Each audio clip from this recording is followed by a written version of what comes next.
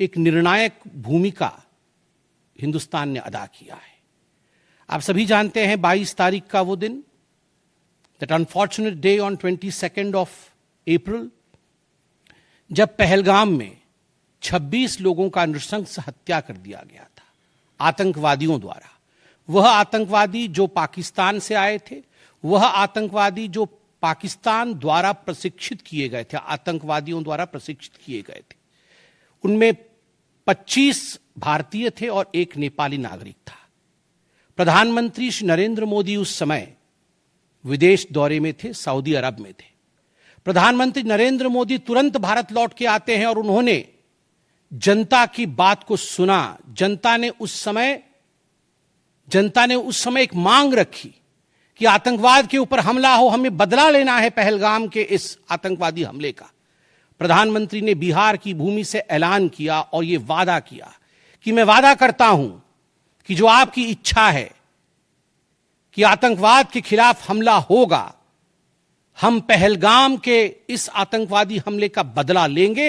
We will avenge the death of 26 people.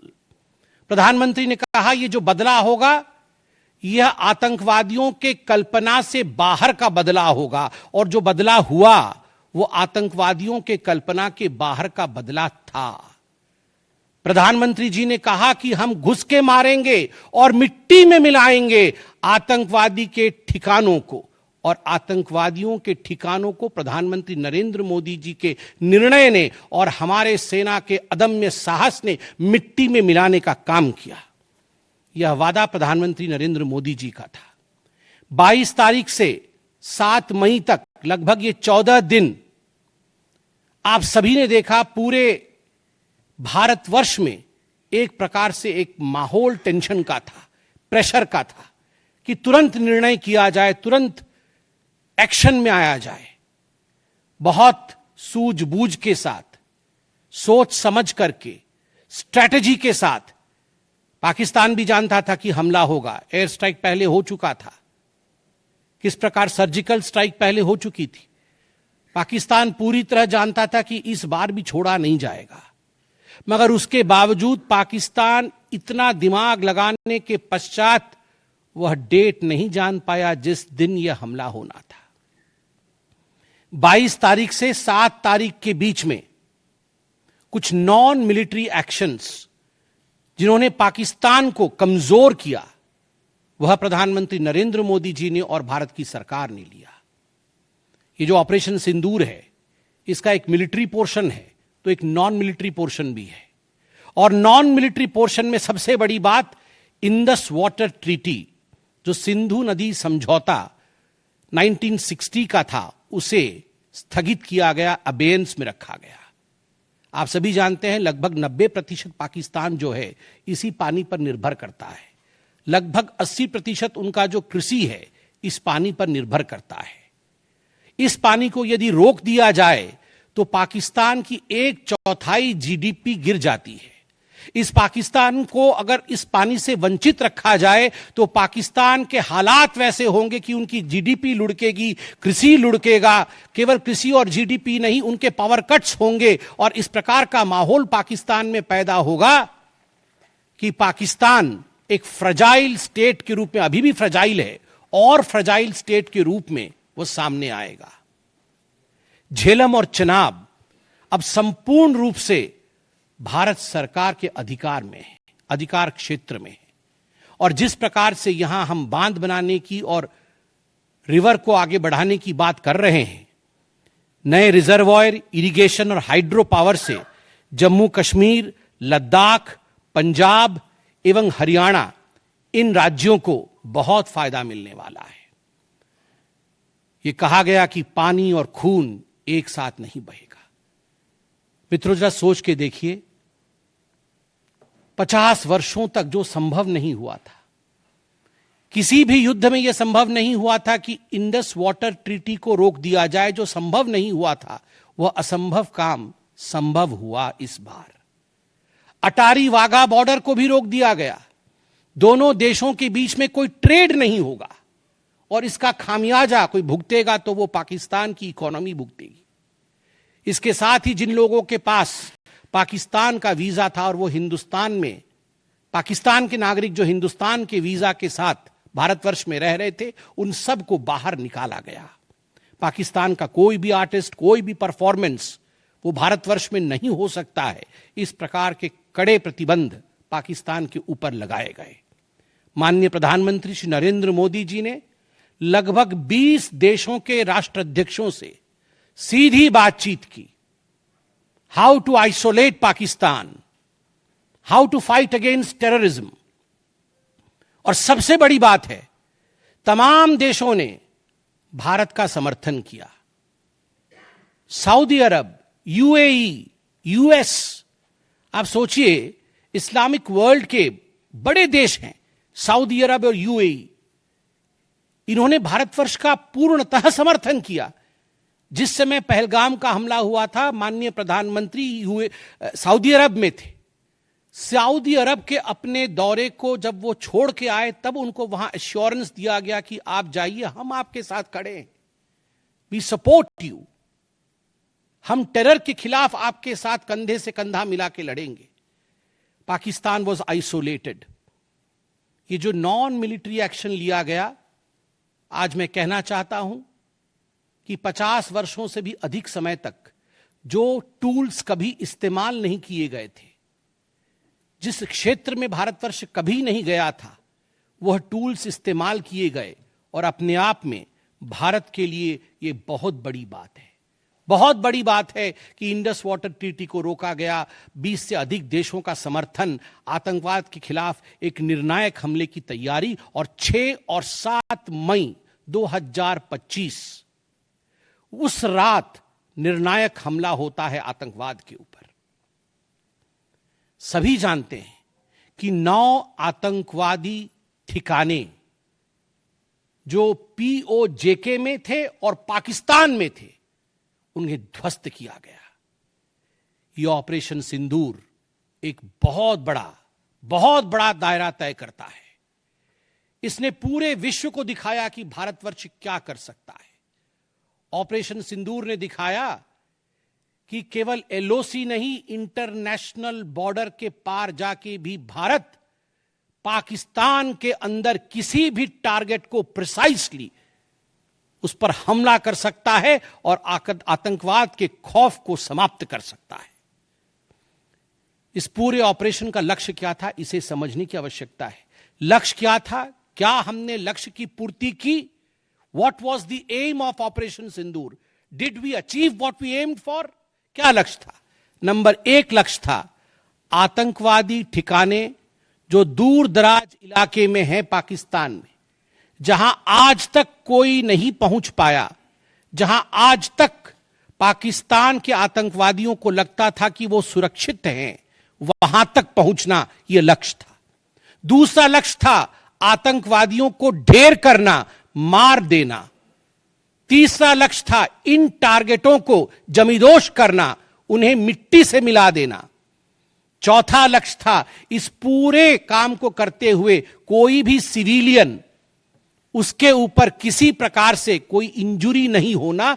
और अंतिम लक्ष्य था किसी प्रकार के मिलिट्री, जो पाकिस्तान का मिलिट्री या सैन्य बेस हो, उसके ऊपर हमला नहीं करना। अर्थात यह लड़ाई आतंकवाद के खिलाफ थी। यह लक्ष्य था ऑपरेशन सिंदूर का। This was a fight against terrorism and terrorists. क्या हम लक्ष्य को पा पाए? आप देखिए, जब यह हमला हुआ तो 9 ठिकाने ध्वस्त हुए, उनमें 5 पीओजेके में थे, पाक ऑक्यूपाइड जम्मू कश्मीर में, और 4 पाकिस्तान में थे। सबसे बड़ी बात है, पहली बार पंजाब प्रोविंस, जो कि पाकिस्तान का एक बहुत स्ट्रेटेजिक लोकेशन है, पंजाब प्रोविंस उनका हृदय है पाकिस्तान का, उसके अंदर भारतवर्ष घुस करके आतंकवादियों का सफाया करता है। यह अपने आप में छोटी बात नहीं है।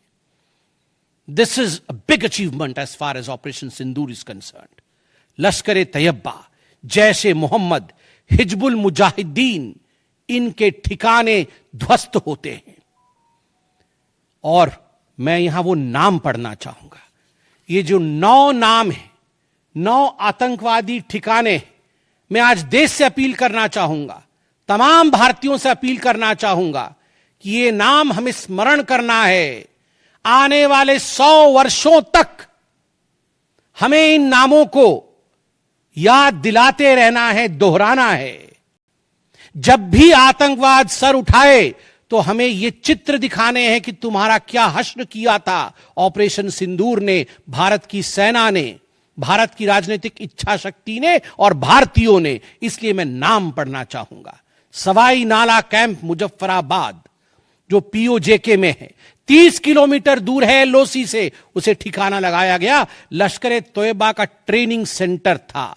20 अक्टूबर 2024 सोनमर्ग में और 24 अक्टूबर 2024 गुलमर्ग में जो आतंकी हमले हुए थे, उसमें यहां से आतंकवादी आए थे। और सबसे बड़ी बात, 22 अप्रैल 2025 को जो आतंकवादी आकर पहलगाम में हमारे नागरिकों को मार के गए थे, हमारी बहनों के माथे से जिन्होंने सिंदूर पोंछने का काम किया था, उनका प्रशिक्षण भी इसी केंद्र में हुआ था, सवाई नाला कैंप मुजफ्फराबाद। सैयदाना बिलाल कैंप मुजफ्फराबाद, ये जैसे मोहम्मद का ट्रेनिंग सेंटर था, ये दूसरा कैंप जो ध्वस्त हुआ। गुलपुर कैंप कोटली, ये एलओसी से 30 किलोमीटर दूर था, लश्कर ए तैयबा का बेस था।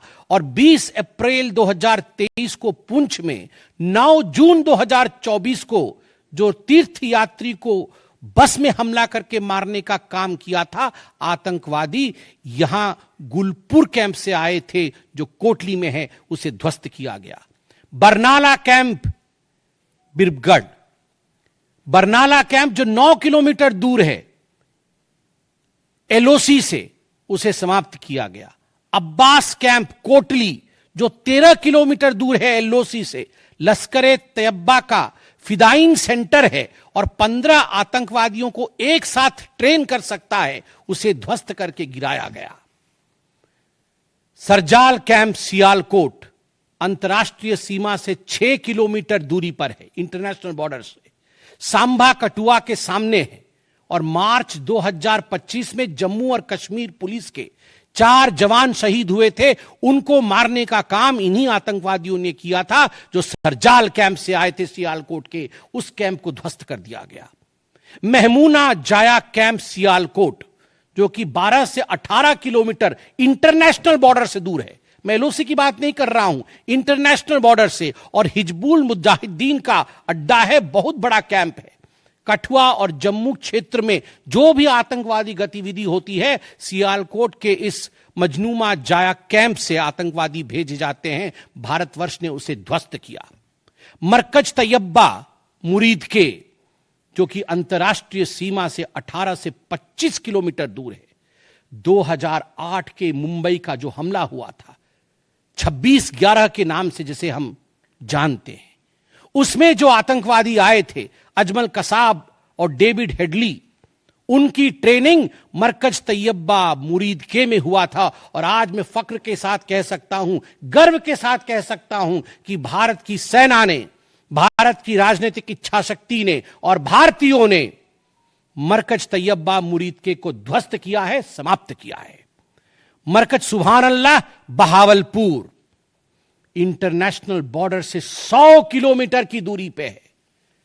विश्व में किसी ने ऐसा नहीं सोचा होगा, पाकिस्तान ने तो सपने में भी नहीं सोचा होगा कि भारत की सेना के पास, भारत की एयरफोर्स के पास और भारत के राजनेताओं के पास ऐसी इच्छा शक्ति होगी कि इंटरनेशनल बॉर्डर से 100 किलोमीटर दूर घुस के वो हमारे आतंकी अड्डे को ध्वस्त कर सकते हैं। मरकज सुभान अल्लाह, जो कि जैशे मोहम्मद का मुख्यालय था, उस मुख्यालय को भारत की वायुसेना ने ध्वस्त किया। यह कोई छोटा विषय नहीं है। यह बहावलपुर एक ऐसा स्थान है जहां यूनाइटेड स्टेट्स, यूएस भी अपने ड्रोन नहीं भेज पाया था। उस जगह पे भारत घुस के मारता है। आज का भारत, आज का नया भारत यही है। ये नाम, जो 9 नाम मैंने पढ़े, हमें याद रखने चाहिए, मगर उन नामों के साथ मैं कुछ और भी बताना चाहता हूं। जो आतंकवादी मारे गए, एक लक्ष्य था आतंक के ठिकानों को, आतंक के अड्डों को सफाई करना, ध्वस्त कर देना। दूसरा लक्ष्य था ऑपरेशन सिंदूर का आतंकवादियों को चुन चुन कर मारना, उन्हें मिट्टी में मिलाना। 100 से अधिक आतंकवादी मारे गए, 100 से अधिक। मैं कुछ आतंकवादियों के नाम पढ़ता हूं जिनको कि हम डिस्कस करते थे डिबेट्स में, टीवी पे, यूएन में, जिनको कि यूएस ने भी कंडेम कर रखा था। मैं नाम पढ़ रहा हूं। मुदस्सर कादियान खास उर्फ मुदस्सर उर्फ अबू जुंदाल। अबू जुंदाल नाम से हम जानते थे इस आतंकवादी को, और जो लश्कर तैयबा का आतंकवादी था, वो मरकजे तैयबा का जो मुरीदके में है उसका इंचार्ज था। जब वो मरा तो उसके गार्ड ऑफ ऑनर, उसका जो जनाजा निकला, उसमें पाकिस्तान के आर्मी के अधिकारी थे, पाकिस्तान आर्मी के चीफ थे, पंजाब सीएम मरियम नवाज भी उसमें रही। आप सोचिए, ये एक सरकारी जमीन पर हुई और तमाम बड़े लोग, सरकारी लोग पाकिस्तान के उसमें शामिल हुए, जिससे कि यह सिद्ध होता है कि terror and the sponsors of terror are hand in glove together. आतंकवादी और जो आतंकवादियों को बढ़ावा देने वाले, वो एक साथ काम करते हैं। दूसरा, हाफिज मोहम्मद जमील, ये जैशे मोहम्मद का आतंकवादी है। ये ब्रदर इन लॉ, साला था मौलाना मसूर अजहर का, और इंचार्ज था मरकज सुभान अल्लाह बहावलपुर का, वह भी मारा गया। तीसरा आतंकवादी मोहम्मद यूसुफ अजहर उर्फ उस्ताद जी उर्फ मोहम्मद सलीम उर्फ घोशी साहब, जैसे मोहम्मद का नामी आतंकवादी, और यह भी मौलाना मसूद अजहर से जुड़ा हुआ था, और यह वेपन ट्रेनिंग देता था जैशे मोहम्मद का। और सबसे बड़ी बात, IC 184 के हाईजैकिंग में इसका हाथ था। IC 814 के हाईजैकिंग में इसका हाथ था, वह भी मारा जाता है। चौथा आतंकवादी खालिद उर्फ अबू अक्स का। खालिद ये लश्कर तैयबा का आतंकवादी था, फैसलाबाद में मारा गया और वहां उसका फ्यूनरल होता है। अब मैं ये तस्वीर दिखाना चाहूंगा, आप ये तस्वीर देखिए। ये तस्वीर कोई साधारण तस्वीर नहीं है, यह तस्वीर है उन आतंकवादियों का जिनका जनाजा निकला। और इस तस्वीर में मैं दिखाना चाहूंगा कि ये जो खड़ा है सामने व्यक्ति, इस व्यक्ति का नाम है, ये LET का कमांडर है, लश्कर तैयबा का कमांडर है, अब्दुल रऊफ, जो खुद एक स्पेशली डेजिग्नेटेड ग्लोबल टेररिस्ट, जिसको यूएस के ट्रेजरी बेंच ने डेजिग्नेट कर रखा है, अमेरिका के ट्रेजरी बेंच ने इसे आतंकवादी घोषित कर रखा है।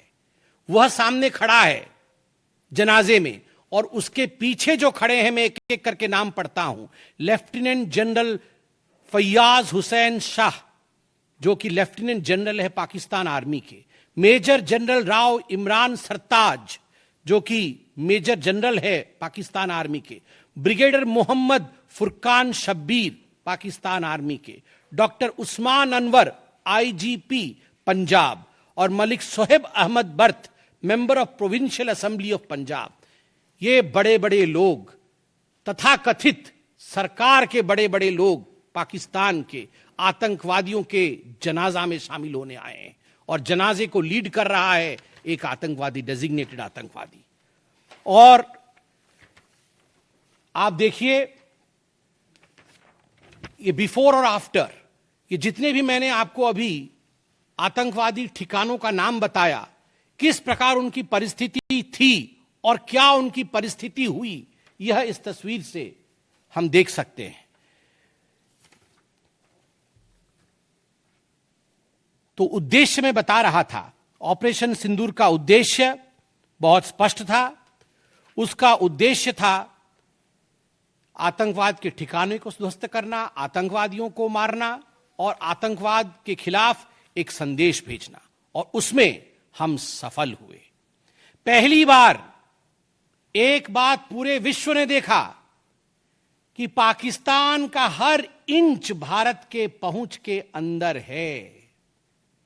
कोई कोना पाकिस्तान का ऐसा नहीं है जो भारत के पहुंच से बाहर हो। और आप सोच के देखिए, पाकिस्तान का एयर डिफेंस सिस्टम फेल हो जाता है, पाकिस्तान का एयर डिफेंस सिस्टम फेल हो जाता है। जिस समय 6 और 7 के रात के बीच ये पूरी कार्यवाही हो रही थी, रफाल विमान द्वारा स्काल्प और हैमर मिसाइल्स के माध्यम से 23 मिनट के अंदर, 23 मिनट्स के अंदर एक विंडो था, जिस विंडो के अंदर ये 9 के 9 आतंकवादी ठिकाने उन्हें ध्वस्त कर दिए गए। 23 मिनट में पूरा विश्व ने देखा कि भारत क्या कर सकता है। मुझे लगता है पूरे विश्व में इस प्रकार से 23 मिनट के अंदर इतने प्रेसिशन के साथ आतंकवादी ठिकानों पर हमला किसी देश ने पहले किया होगा। और जब यह पूरा एक्सरसाइज समाप्त हुआ, उसके बाद जब हमारे एमईए ने, हमारी आर्मी ने प्रेस कॉन्फ्रेंस किया, तो उसमें कुछ 4 शब्द बहुत महत्वपूर्ण थे। वो 4 शब्द हैं controlled, precise, measured, non escalatory. हमने ये जो 9 अड्डे ध्वस्त किए वो कंट्रोल्ड तरीके से ध्वस्त किए। प्रिसाइज, कोई सिविलियन अड्डा या कोई मिलिट्री टारगेट नहीं था, प्रिसाइज टारगेट था, आतंकवादी ठिकाने, उनको ध्वस्त कर दिए। मेजर्ड, जितना ध्वस्त करना था उतना ध्वस्त किया, उसके अगल बगल के किसी स्ट्रक्चर को ध्वस्त नहीं किया। जहां आतंकवादी थे उनके ठिकाने में घुस के उनको मार के निकले। और नॉन एस्केलेटरी मतलब युद्ध को बढ़ाने वाला नहीं, नॉन एस्केलेटरी, क्योंकि the primary escalation was Pahalgam. जो मूल एस्केलेशन था वो 22 अप्रैल को पहलगाम में पाकिस्तान ने किया था, हमने रिएक्ट किया नॉन एस्केलेटरी। ये 4 शब्द अपने आप को परिभाषित करते हैं कि ऑपरेशन सिंदूर का लक्ष्य क्या था। ऑपरेशन सिंदूर का जो लक्ष्य था, ऑपरेशन सिंदूर ने उसे 100% पूर्ण किया, 100% पूर्ण किया। इसलिए आज हिंदुस्तान, भारतवर्ष गर्व के साथ कह सकता है कि ऑपरेशन सिंदूर एक ऐसा ऑपरेशन था जो 100% सक्सेसफुल था। और जितने हमारे जाबाज पायलट्स गए थे राफेल के साथ, उतने लौट के आए और आतंकवादी ठिकानों को ध्वस्त करके आए, और किसी सिविलियन को नहीं मारा, किसी मिलिट्री बेस को नहीं मारा। मगर दुखद है, जैसा कि पाकिस्तान से एक्सपेक्टेड है, पाकिस्तान उसके पश्चात रिटेलिएशन करता है, पाकिस्तान अपने ड्रोन्स इत्यादि भेजता है, मगर भारत की सिस्टम ने पाकिस्तान के इन ड्रोन्स को, इन मिसाइल्स को हवा में ही समाप्त कर दिया। और सबसे बड़ी बात है, एयर डिफेंस सिस्टम लाहौर का 7 और 9 तारीख के बीच लाहौर के एयर डिफेंस सिस्टम को समाप्त करने का काम हिंदुस्तान ने किया। और 9 और 10 तारीख के बीच, 9 मई और 10 मई के बीच 11 एयर बेसेस को, पाकिस्तान के 11 एयर बेसेस को ध्वस्त करने का काम भारतवर्ष ने रिटेलिएशन में किया। जब पाकिस्तान ने भारतवर्ष के ऊपर एस्केलेशन किया तो भारतवर्ष ने 11 एयर बेसेस को समाप्त किया। इन एयर बेसेस के नाम भी हमें याद रखने चाहिए। तमाम भारतीयों को वो 9 नाम आतंकवादी ठिकाने याद रखने चाहिए, स्मरण होना चाहिए। और ये जो 11 एयरबेस हैं, हिंदुस्तान अपने पर आ जाए तो क्या कर सकता है अपने लोगों को बचाने के लिए। ये 11 नाम भी मैं पढ़ता हूं। नूर खान, ये नूर खान वह एयरबेस है जहां पर एयर टू एयर रीफ्यूएलिंग करने की क्षमता है। हवा में उड़ रही हो अगर आपका विमान, तो एयर टू एयर रीफ्यूएलिंग यही नूर खान से हो सकती है। जब भारत ने नूर खान को ध्वस्त किया तो जो जहाज थे पाकिस्तान के, उनके पास वो क्षमता नहीं रही कि वो हवा में अधिक समय तक युद्ध कर सके, उन्हें नीचे उतरना ही पड़ा। नूर खान, रफीकी, मुरीद, सुक्कूर, सियालकोट, पसरूर, चुनियान, सरगोदा, स्कारू, भुलारी और जकोबाबाद, ये तमाम मैं फोटोज लेके आया हूं। जकोबाबाद का ये फोटो देखिए, क्या था पहले और क्या हुआ बाद में, क्या था पहले और क्या हुआ बाद में। आप देख सकते हैं परखच्चे उड़ गए। यह है प्रिसीशन ऑफ इंडियाज अटैक। तमाम फोटो हैं यहां पे, किस प्रकार से हमने एक एक करके उनके एयर बेसेस को समाप्त किया। आप देख सकते हैं सारे एयर बेसेस के हम फोटो लेके आए हैं, जकोबाबाद से लेके बाकी तमाम, क्योंकि आपने ये सब देखा हुआ है। मैं अधिक समय नहीं लूंगा। आर्मी ने आपको दिखाया है, डीजीएमओज ने आपको दिखाया है, इसलिए मैं इसको आपको दिखा के दोबारा, I would not like to take much time, but मैं रिमाइंड करना चाहूंगा कि 11 एयर बेसेस को हमने ध्वस्त किया। और इसमें एक बड़ा विषय है, पहली बार विश्व में किसी देश ने एक न्यूक्लियर कंट्री के अंदर घुस करके उनके एयर बेसेस को समाप्त करने का काम किया। पाकिस्तान एक न्यूक्लियर कंट्री है, उसके अंदर घुस करके उनके एयर बेसेस को 20% पाकिस्तान के एयरफोर्स के इंफ्रास्ट्रक्चर को भारतवर्ष ने नाकाम कर दिया। 20% of PAF's infra was destroyed by India. Just imagine, एक न्यूक्लियर कंट्री है, उसमें घुसकर मारना, यह अपने आप में पूरे विश्व में पहला इंस्टेंस है। और भुलारी एयरबेस में 50 PAF पाकिस्तान एयरफोर्स के जवान मारे गए, जिसमें स्क्वाड्रन लीडर उस्मान यूसुफ भी मारे गए। कुल मिलाकर के 9 आतंकी ठिकाने, 11 एयरबेस, 100 से अधिक आतंकी, 50 जवान और अपनी इज्जत, यह पाकिस्तान ने खोया है। I repeat, what Pakistan has lost via operation Sindoor. 9 आतंकी ठिकाने, बड़े बड़े आतंकी ठिकाने, 11 एयरबेस, 100 से अधिक आतंकवादी, 50 से अधिक जवान और अपनी इज्जत, यह पाकिस्तान ने खोया है। यह झटका पाकिस्तान सह नहीं पाया और उनके डीजीएमओ का 10 तारीख को ही फोन आया। और उसके पश्चात मैं कहूंगा यह सीज फायर नहीं, यह एक अंडरस्टैंडिंग है। यह एक अंडरस्टैंडिंग है कि यदि भविष्य में किसी प्रकार का कोई भी आतंकी हमला होता है तो यह अंडरस्टैंडिंग तोड़ दी जाएगी। हमने करके दिखाया है, जो पहले कभी नहीं हुआ था वो हुआ है। इस बार अंदर घुस के मारा है हमने, यह एक अंडरस्टैंडिंग है। और सबसे बड़ी बात है, पाकिस्तान में उनके मौलाना, उनके मौलवियों ने पाकिस्तान का साथ नहीं दिया, मगर हिंदुस्तान की एकता देखिए, हिंदुस्तान का भाईचारा देखिए। पूरा देश एक होकर खड़ा हुआ, पूरा देश सेना के पीछे, सेना के अदम्य साहस के पीछे, हमारी राजनीतिक इच्छा शक्ति के पीछे पूरा भारत एक होकर खड़ा हुआ। और आज मैं कहना चाहता हूं कि आज पाकिस्तान पूरे विश्व में अलग थलग पड़ा है। पहले भी ऐसे वक्त थे, अनेकों प्रयास भारतवर्ष करता था। पहले हम सबूत देते थे, प्रयास करते थे डोजियर के माध्यम से पाकिस्तान को प्रूफ दे आतंकवाद का। वो डोजियर लेती थी मगर उस पर काम नहीं करती थी। मगर आज नए भारतवर्ष ने पाकिस्तान को बख्शा नहीं है। आतंकवाद के खिलाफ एक निर्णायक लड़ाई हुई है और प्रधानमंत्री जी ने स्पष्ट कहा है, वहां से यदि गोली आती है तो यहां से गोला जाएगा।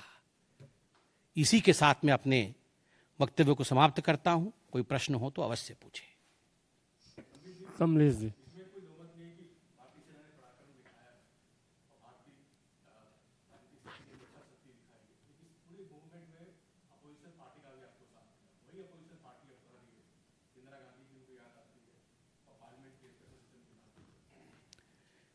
देखिए, मुझे लगता है आज का दिन पूरे भारत का दिन है। मैं ऐसा नहीं कहूंगा कि आज मैं भारतीय जनता पार्टी के प्रवक्ता के नाते कह रहा हूं।